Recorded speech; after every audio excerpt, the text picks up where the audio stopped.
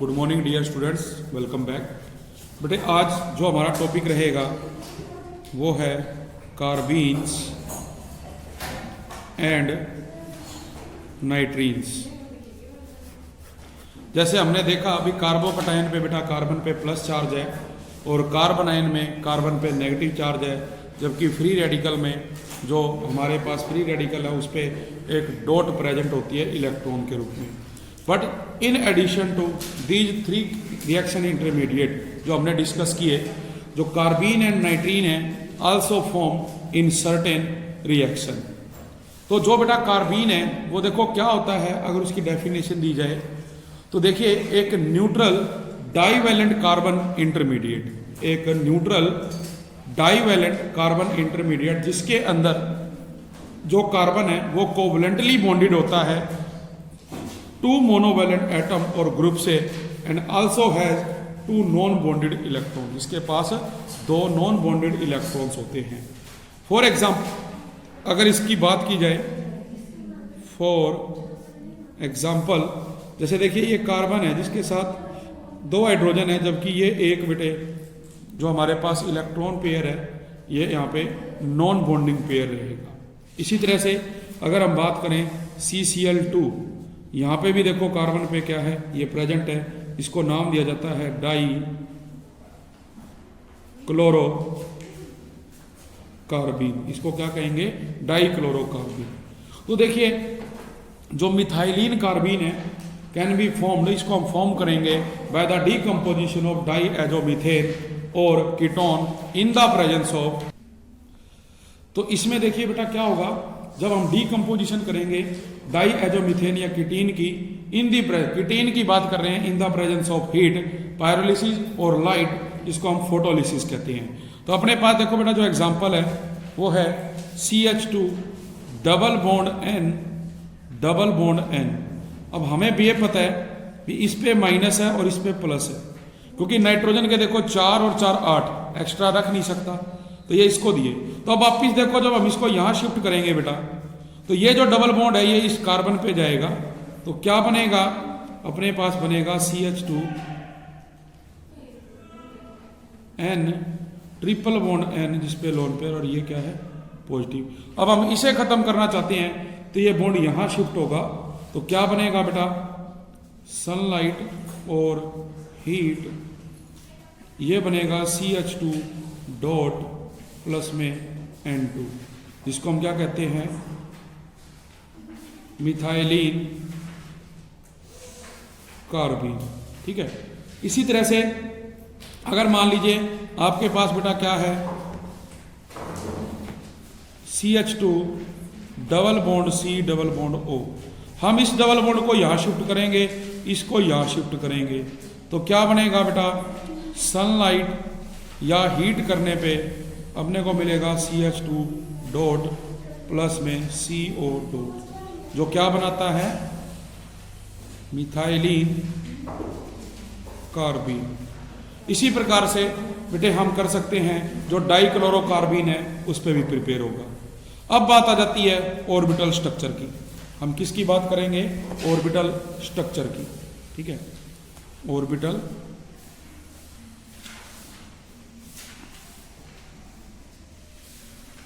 Structure. तो देखिए बेटा जो ऑर्बिटल स्ट्रक्चर है उसके अकॉर्डिंग क्या कहा जाता है भी बेटा, अपने पास देखिए ये दो स्ट्रक्चर दिए गए। सबसे पहले अभी जो कार्बीन है कितने टाइप्स की हैं, तो कार्बीन बेटे 2 टाइप्स की होती है, सिंगलेट और ट्रिपलेट। तो हमारे पास 2 डायग्राम है, ये बेटा सिंगलेट के लिए और ये आपका है ट्रिपलेट के लिए। हम क्या देखते हैं भी जो सिंगलेट कार्बीन है उसमें जो हमारे पास एक ऑर्बिटल है, इसमें ये बेटा एक लोन पे जो इलेक्ट्रॉन है वो प्रेजेंट होता है अपोजिट स्पिन के साथ, जबकि ये क्या होते हैं अनवैकेंट हाइब्रिडाइज्ड ऑर्बिटल। इसके साथ 2 हाइड्रोजन जुड़ के सिग्मा बॉन्ड फॉर्म करती हैं। जबकि जब हम ट्रिपलेट कार्बन की बात करेंगे तो वहां आप देखेंगे भी इस कार्बन के साथ 2 हाइड्रोजन है जो सिग्मा बॉन्ड बनाते हैं, लेकिन अलग अलग जो अनहाइब्रिडाइज्ड ऑर्बिटल में है उनमें पैरेलल स्पिन में जो इलेक्ट्रॉन है वो प्रेजेंट होते हैं। तो ये हमारे पास क्या रहेगा, जो टाइप्स ऑफ कार्बीन है जिसको बेटे हम नाम देते हैं सिंगलेट और ट्रिपलेट। तो जैसे देखेंगे सिंगलेट कार्बीन में कार्बन एटम sp2 हाइब्रिडाइज है, जबकि ट्रिपलेट में बेटा ये sp हाइब्रिडाइज है। तो हमें पता है भी जब कार्बन कार्बन में ट्रिपल बॉन्ड होता है तो वो sp बनाएगा, और जब बेटा डबल बॉन्ड है तो वो sp2 बनाएगा। और इस केस में तीन में से जो दो हैं वो हाइब्रिडाइज ऑर्बिटल बनाते हैं, एक नहीं होता। जबकि ट्रिपलेट के अंदर जो टू हाइब्रिडाइज ऑर्बिटल्स हैं वो इन्वॉल्व होते हैं in the covalent bond formation. तो जो टू अनहाइब्रिडाइज ऑर्बिटल हैं वो लाई करेंगे perpendicular to the hybridised orbital and have one electron each with parallel spin. तो ये जो ट्रिपलेट कार्बीन है ये लीनियर और नियरली लीनियर होता है। तो जो मिथाइलिन कार्बीन इन ट्रिपलेट स्टेट है उसको हम रिप्रेजेंट करेंगे किस तरह से, इस फॉर्म में। इसका स्ट्रक्चर हमने ऊपर देखा जो अपने को बताया गया था।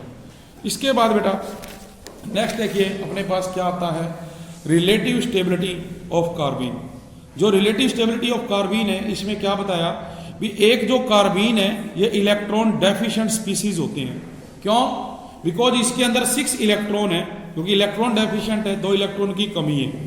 तो it is therefore reactive in nature, क्योंकि इसमें डेफिशिएंसी है। तो नॉर्मली जो सिंगलेट कार्बीन है वो अपीयर होगा to be more stable than a triplet carbene, because जो ट्रिपलेट कार्बीन है उसमें जो अनशेयर्ड इलेक्ट्रॉन पेयर है वो प्रेजेंट होता है सिंगलेट में तो sp2 पे, जबकि जो ट्रिपलेट है वहां पे कहा होगा sp के अंदर। तो हम ये कहते हैं कि जो सिंगलेट कार्बीन है in which both the electrons are present in this same orbital. इसी प्रकार से बेटा जो नेक्स्ट हमारे पास है वो है नाइट्रीन्स। इसमें क्या होगा, डेफिनेशन हम अगर करें, डेफिनेशन में देखेंगे आप भी, nitrenes are the reaction intermediate neutral in nature, जो नेचर में क्या है न्यूट्रल है, इन विच जिसके अंदर जो नाइट्रोजन एटम है with 2 lone pair of electrons bonded to monovalent atom और ग्रुप, जो बॉन्डेड है मोनोवैलेंट एटम या ग्रुप से। यहां पे हम बात करेंगे जो अल्काइल नाइट्रीन है formed by thermal decomposition of alkyl azide. अपने पास है अल्काइल अजाइड RN3। तो आप देख रहे हैं भी ये R है और ये 3 नाइट्रोजन है, यहाँ नाइट्रोजन पे माइनस प्लस। अब ये जो लोन पेयर यहाँ आएगा तो इसको बेटा हम यहाँ शिफ्ट करेंगे, तो यहाँ ट्रिपल बॉन्ड बनेगा, यहाँ पे क्या बनेगा +4। देखिए ये यहाँ पे आया माइनस, ये इस पे गया। अब हम क्या चाहते हैं कि इसको नाइट्रोजन को अलग करें, तो ये बॉन्ड हम इस पे शिफ्ट करेंगे। देखो ये कहाँ शिफ्ट किया, इस पे। तो हीट करने पे जो N2 है वो अलग हो जाएगी, जबकि जो Rn है वो अपने को जो अल्काइल नाइट्रीन है वो मिला, इसमें नाइट्रोजन पे क्या है lone pair. It can also be generated by photolysis of alkyl isocyanate, जिसमें देखिए जो RnCO अपने को दिया गया है अल्काइल आइसोसाइनाइड, इसमें बेटा ये डबल बॉन्ड कार्बन पे जाएगा, ठीक है, जबकि एक आ जाएगा नाइट्रोजन पे। तो आप देखेंगे एक तो बनेगा अल्काइल नाइट्रीन और दूसरा क्या बनेगा कार्बन मोनोऑक्साइड। तो बेटा कार्बीन की तरह जो नाइट्रीन्स है also exist in singlet as well as triplet state, और इन दोनों में से जो ट्रिपलेट स्टेट है वो मोर स्टेबल है। वहां हमने कहा था भी सिंगलेट स्टेट मोर स्टेबल है, यहाँ ट्रिपलेट मोर स्टेबल है। जो नाइट्रीन्स हैं बेटा ये क्या है इलेक्ट्रॉन डेफिशिएंट स्पीसीज होते हैं and are therefore highly reactive in nature, highly reactive होते हैं नेचर के अंदर। इसके बाद बेटे अपने पास आ जाता है टाइप्स ऑफ अटैकिंग रीजेंट्स।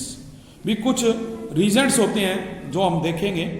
तो देखिए जो अटैकिंग रीजेंट्स हैं ये वो स्पीसीज होते हैं which attack the given organic molecule, जो किस पे जुड़े होते हैं गिवन ऑर्गेनिक मॉलिक्यूल सबस्टेट पे to form a reaction intermediate, जो क्या बनाते हैं रिएक्शन इंटरमीडिएट। तो ये जो इंटरमीडिएट है एज स्टेट अबव जो ऊपर दिया इज ऑफ रिएक्टिव नेचर, कैसा होता है रिएक्टिव नेचर का, और ये टेक पार्ट करेगा केमिकल रिएक्शन में टू फॉर्म द प्रोडक्ट, क्या बनाएगा प्रोडक्ट बनाएगा।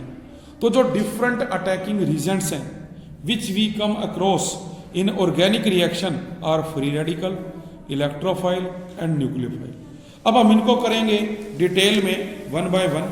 तो देखिए बेटा सबसे पहले जो आता है वो है फ्री रेडिकल्स। इसमें देखो क्या होगा बेटा, हम लोग पहले ही पढ़ चुके हैं फ्री रेडिकल्स के बारे में भी। जैसे आपके पास ये क्लोरीन है, ये भी क्लोरीन है जिसके इलेक्ट्रॉन आपस में शेयरिंग कर रहे हैं। तो क्या होता है ये इलेक्ट्रॉन हाफ एरो से इस पे और ये बेटा इस पे, तो अपने को क्या मिलेगा क्लोरीन डॉट क्लोरीन डॉट। तो ये जो बेटा कहलाएगा अब ये फ्री रेडिकल कहलाएगा। अगर हम डेफिनेशन देखें तो जिसपे ओड नंबर ऑफ इलेक्ट्रॉन होते हैं उसको हम क्या कहते हैं, फ्री रेडिकल। ठीक है, नेक्स्ट बेटा इसमें आ जाता है इलेक्ट्रोफाइल्स, जिसको हम क्या लिखते हैं, इसको हम लिखेंगे इलेक्ट्रो प्लस फाइल्स। इलेक्ट्रो का मतलब है बेटे इलेक्ट्रॉन और फाइल का मतलब है लविंग और अट्रैक्टिंग। ठीक है, मतलब क्या होगा भी ये जो इलेक्ट्रोफाइल है इनके पास इलेक्ट्रॉन्स की कमी होती है, इस वजह से जो इलेक्ट्रोफाइल है ये इलेक्ट्रॉन डेफिशिएंट होते हैं। क्या होते हैं, इलेक्ट्रॉन डेफिशिएंट। तो इनको बेटा लुईस एसिड भी कहा जाता है।